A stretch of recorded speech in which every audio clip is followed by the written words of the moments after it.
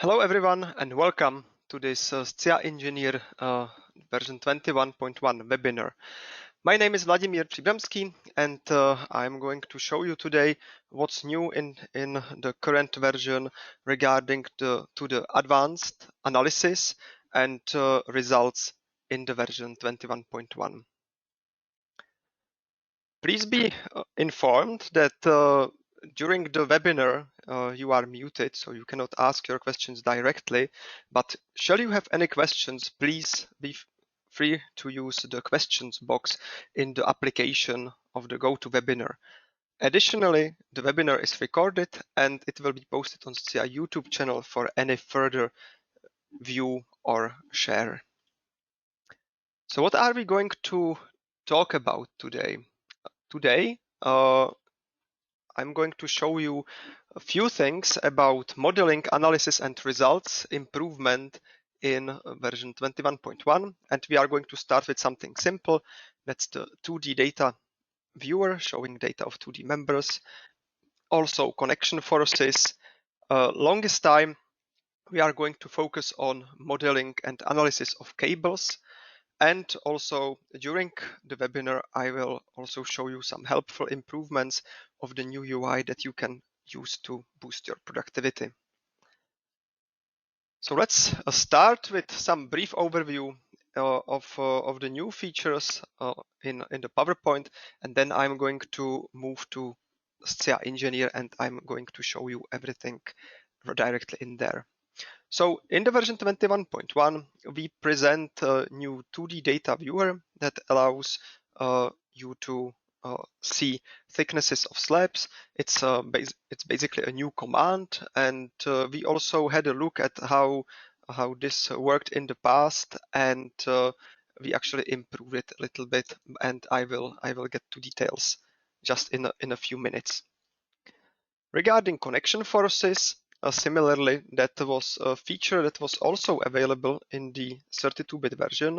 And while we made it available in the 64-bit version, we also improved it in a specific way. So connection may be defined in any node. Of course, results are available, but in two modes. First, as a sum of all connected members, but also per member, which I feel is much more useful, and I hope you are going to agree. And I will show you how this works also in a few minutes. The biggest improvement in the version 21.1 regarding to the analysis and modeling is regarding cables. So in this version, you are able to model cable-like structures even in a more improved workflow when compared with how things were in the 32-bit version. We have some analytical preprocessor which actually allows to use already curved cables even before running an analysis, and we also enable connection between cables. So really, like the bridge you can see on the left side has the main cables. These cables are curved, so there is no need to model segment by segment because the whole cable can be modeled with a single element. Regarding something else than analysis and results itself, there is one improvement in the UI regarding to modeling.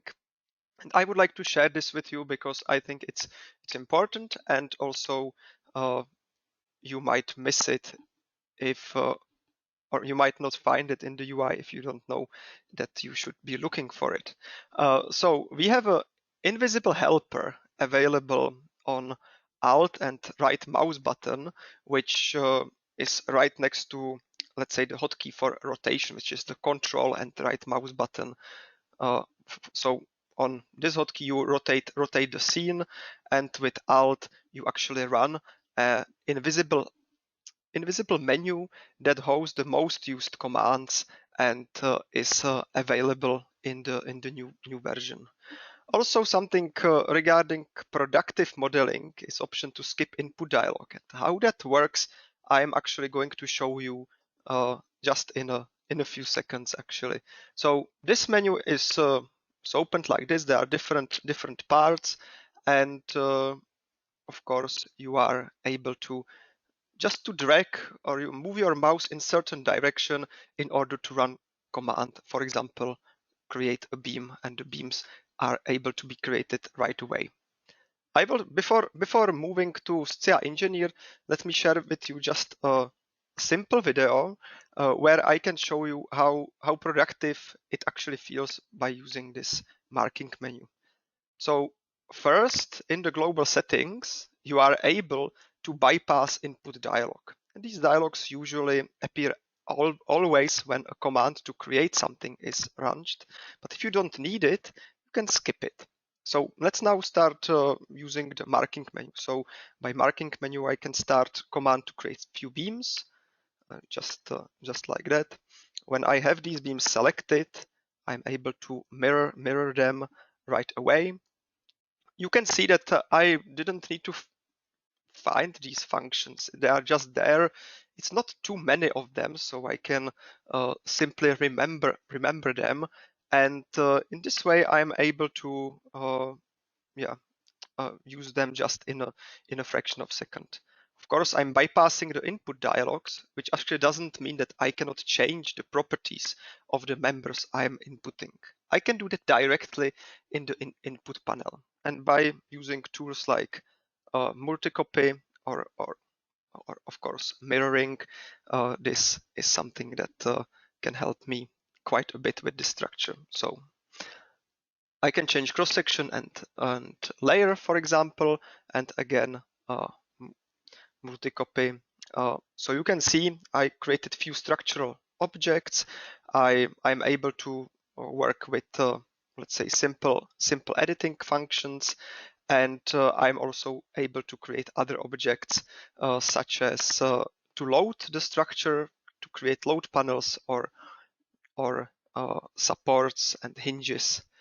So this is the marking menu, and you see that even though of course this structure is simplistic and is for the showing you what is possible, you can see that in this case of creating the basic structure, I didn't need to actually move my eyes to any toolbar other than the one that appears directly where my mouse is. So I hope that you are going to find this productive as well as we do. And I'm certainly going to show you on examples that I'm going to give on the other features. I'm going to use the marking menu as well. So for recap, it's on Alt and right mouse button.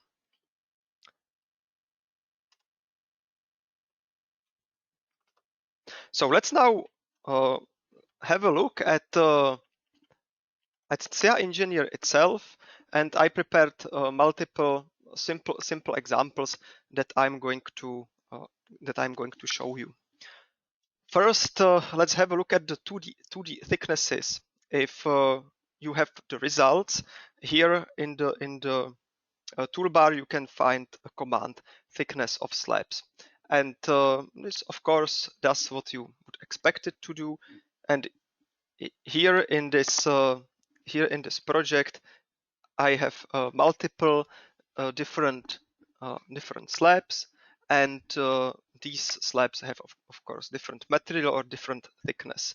I'm able to select a few and refresh, and you can see that I actually see of course the colorful representation of the thicknesses. The important improvement here to enhance readability of such results is the enhanced legend, which in this way is very similar to the legend used for a concrete reinforcement, because it separates different values with different colors. Why is that important? Is that in this case, for example, I have two slabs that are virtually very much the same. You can see that one, by mistake, has a thickness that is actually smaller than the other, and this results actually shows that that's the case. So that's the default setting of the palette. If you want, you can of course use different one. If you go for smooth palette, which is usually the default, you will get the legend, and the proportional results, which you can see now behave as expected. These two slabs have very much the same value, so they are also showing that. But I found and I propose to use the default one that is the improved one.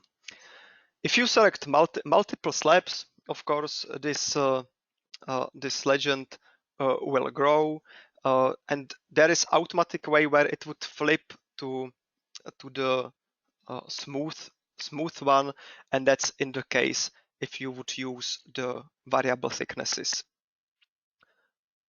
So this is actually how very small improvement, but I can say that hopefully this will help you to create clearer reports, because whenever you model part of steel structure based on 2D element representation, or whether you are doing masonry building with concrete slabs and walls, this is actually something that will help you create a clear report.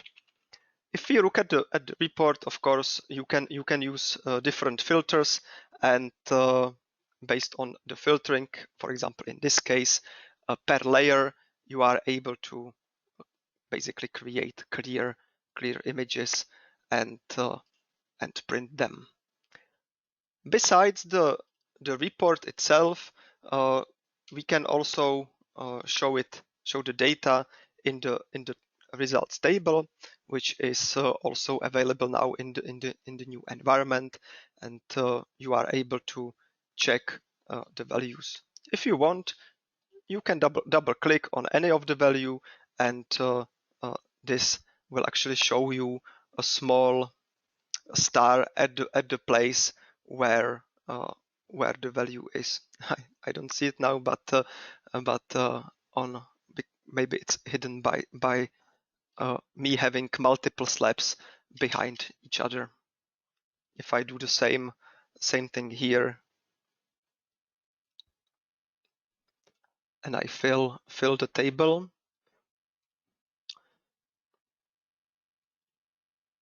you will see that by selecting one, it actually notifies me which one it was. It was this one.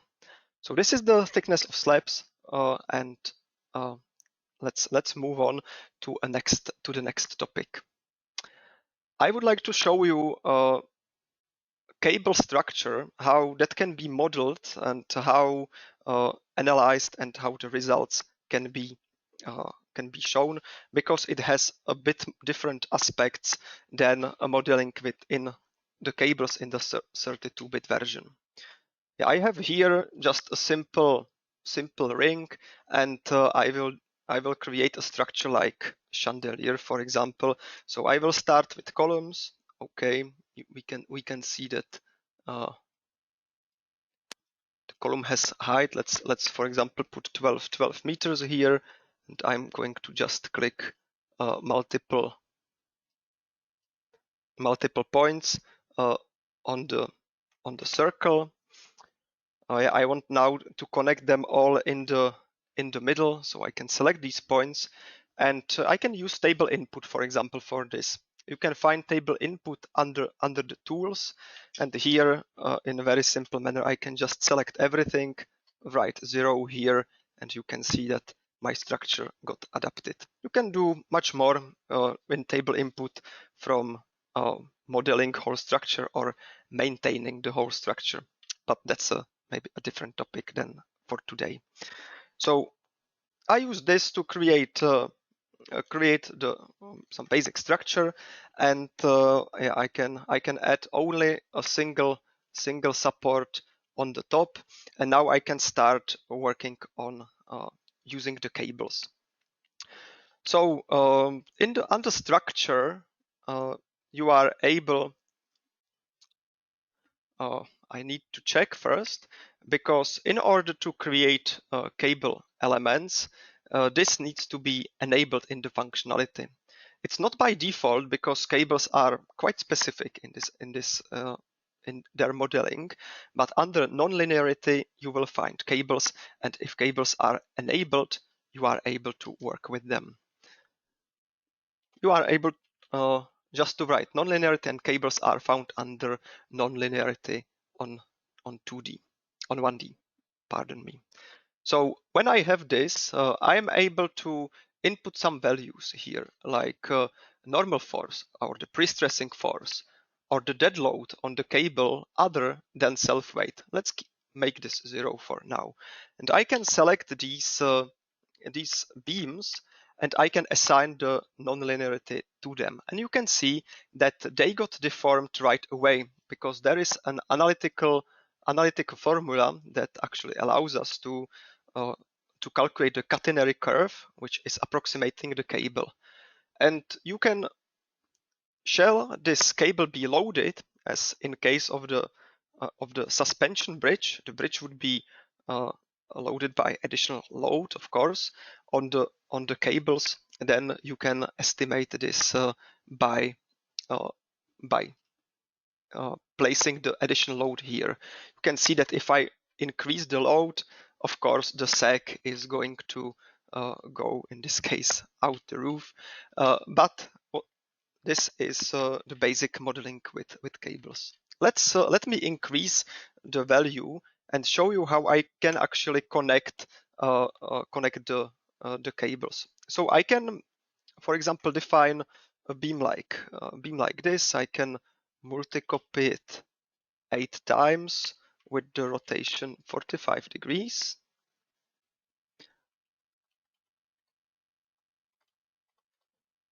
And here I have multiple other beams. These beams I'm now able to connect with the cables, and I'm able to make them cables as well. So you can, what you can see now, if I'm going to select all the or change all the non-linearities by selecting them and putting, for example, value 2 here or 1, so it's more visible, you can see that the connection of the nodes works as expected, and the geometry is updated right away. Allow me to select all the members. One tip: you can just right click on any values, and by expanding selection, you are selecting all the beams. So you can see that by doing that, when having only single beam selected, I select all of them, and I am able again to add the nonlinearity also on these small cables connecting the big ones. And that's basically it. When this allows, of course, creating different and variable types of structures.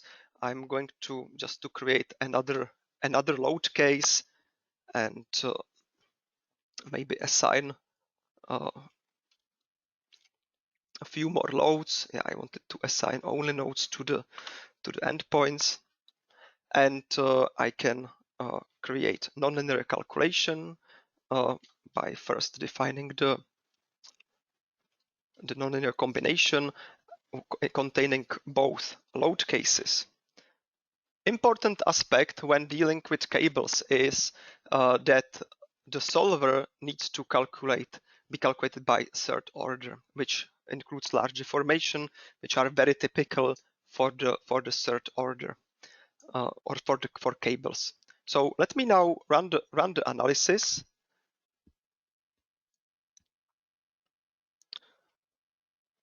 You can see the nonlinearity being calculated now, and just after few seconds, I can go and investigate results.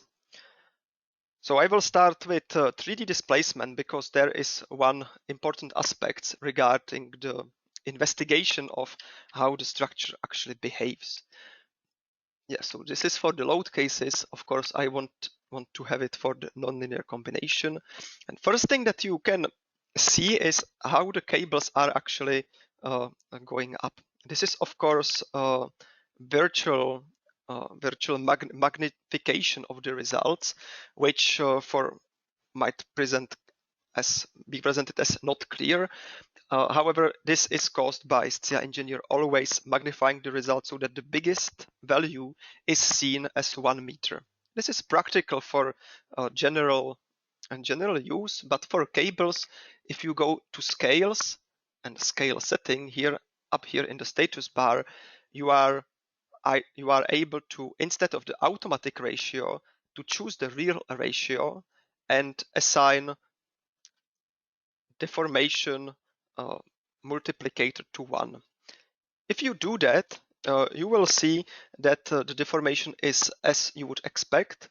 For this structure and its behavior, it's being it's by gravity, and the other load is moving down.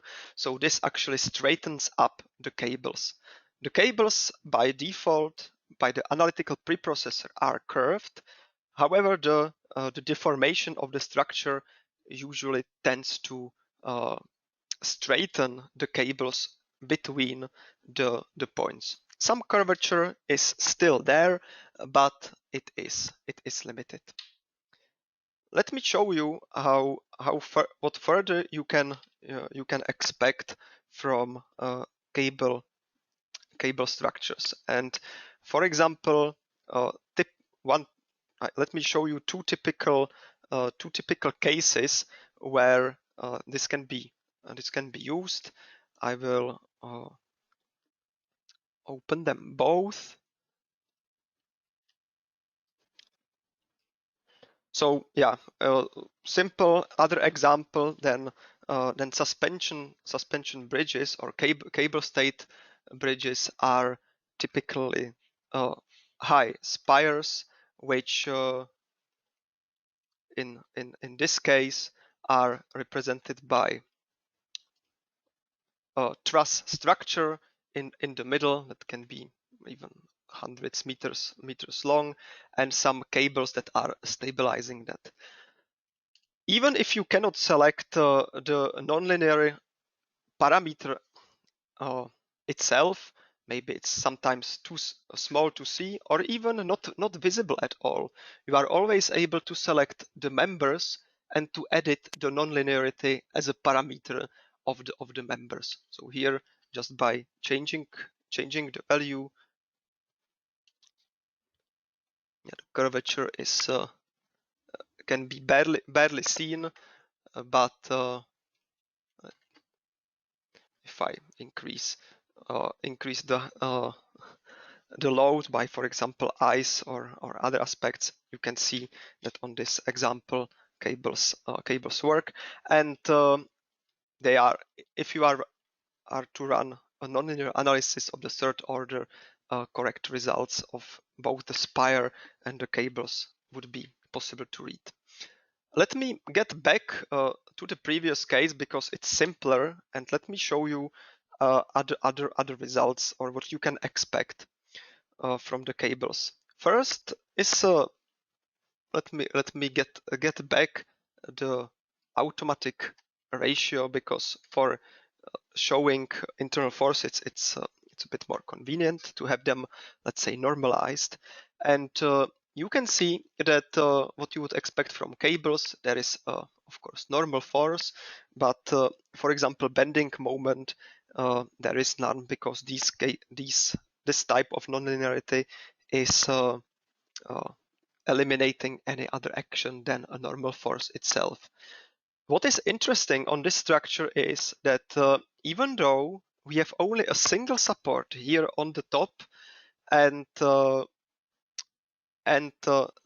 cables are of type tension only, this structure is still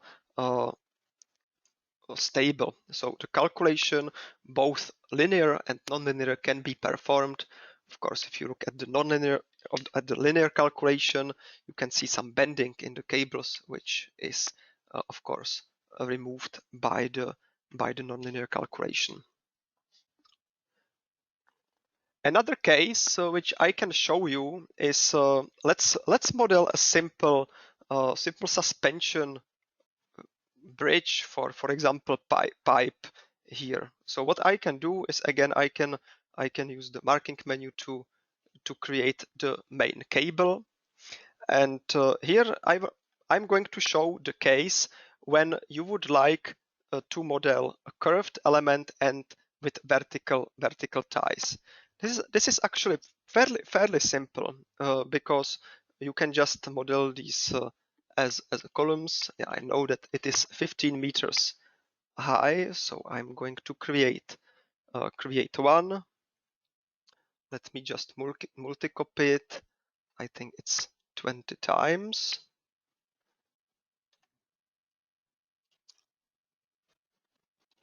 And it's between these two now. Okay, 20 times it was.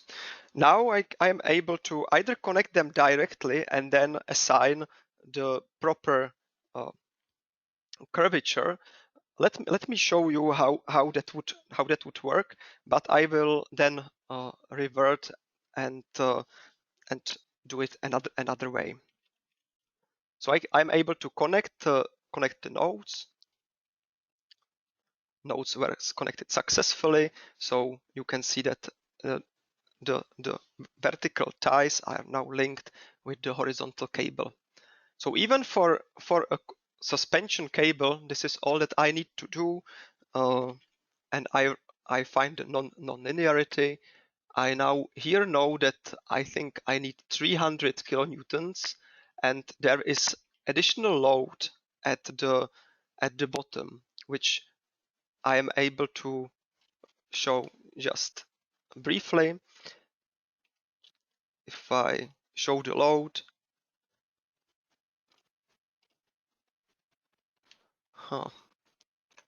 maybe it was in the next model, I'm not sure. I don't see the load, but believe me, here it was. The thing is that the connection of the cables are actually proportional, which means that the vertical ties in this aspect are also now distributed proportionally. So this length of the cable is same here and here. This is for some cases practical, but for this case, I wanted to have vertical ties. So in this case, what I need to do is I need to assign the nonlinearity first. I think 320 with 8 kilonewtons. And now I need to use the trim function on the cables. So I can select the cables, and I need now to manually do one by one. Maybe improvement here is possible. However, I was also able, even though I didn't do it, just to do 1/2 and mirror it, because the suspension cable as well as all the rest of the structure is actually symmetric.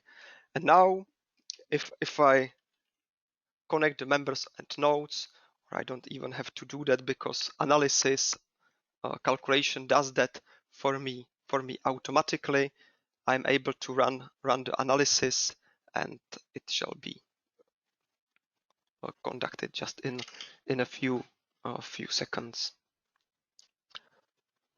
So this way is the most convenient to model cable-like structures. And really anything can be modeled this way, from, let's say, tensile roofs that are supported by some columns or membranes together with cables. Anything, any shape can be modeled by this feature. Let me show you another point that I wanted to discuss or to show you, and that those are the points in connection.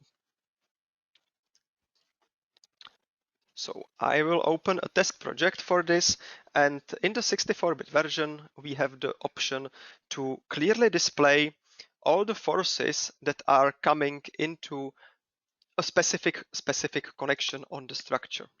So let me start by let me start at the start by deleting what I've inputted before. So here I have a structure. It's calculated, and this is of course most helpful for beam structures. So here I have a node, and I would like to investigate what forces are there coming from the different path. So for most likely for the design of the connection, I would like to know the shear force coming from this beam, shear force coming from each beam separately. So I'm able to export these values. I'm also able to combine them if I, for example, have a joint connection. But how to do that? So under results, you are able to find a connection forces input and connection forces results commands. If you run the connection forces input, you are able to select nodes on the structure. Let me now just select 3.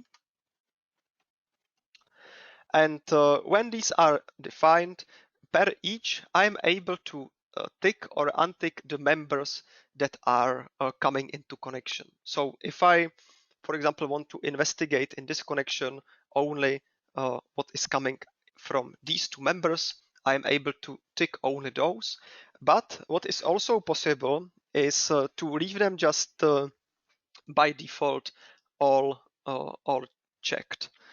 Let me demonstrate the results now. So if I run the results, in this case, the graphical representation is not that helpful because yeah, I kept all the beams checked. So basically, it is a sum of all the forces coming from all the beams. Of course, there is equilibrium in the node, otherwise I wouldn't be able to calculate the structure. So my resultant here is 0. However, if I want to see more, the most data are actually found in the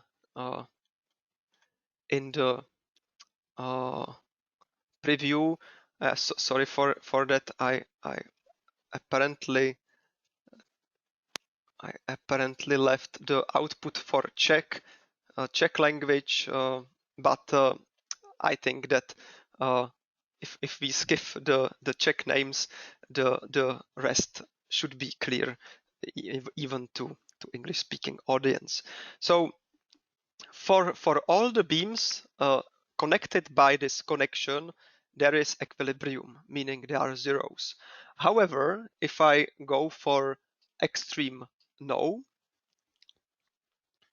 I will be able to see a value per each member. So I can see that, for example, from the beam B326, there is a vertical force minus 1.5 kilonewtons. So this way, also for multiple connections, let's say for all 3 that I have inputted, you are able to clearly specify what are the forces coming from the beams. These forces are not directly same as the end internal forces of the beam because they are transformed to either global coordinates or local coordinates of the connection, which you can see is part of the rendered or wired display of the connection. This can be changed, or you can keep it as it is. And investigate the results. You can also, because using these results is, I think, mostly for checking the connections in by different tools, whatever you use. With IDEA connection in version 21.1, we have a specific link that will be shown in a dedicated webinar.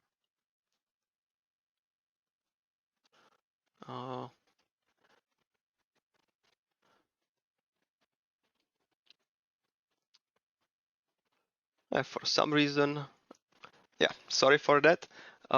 Maybe something got wrong in my version, but these values should be possible to see. And as you saw in the preview, there should be possible also to be placed in the engineering report for printout or further use. This basically concludes the presentation and the features that I wanted to share with you. I hope you found that inspiring or helpful. And shall you have any questions? I will of course have a look at questions that you posted for me, and I will get back to you via email. Should you have any questions, don't hesitate to contact me or our support team. Thank you very much for attendance, and I wish you great rest of the day, and see you later in one of our other webinars. Bye bye.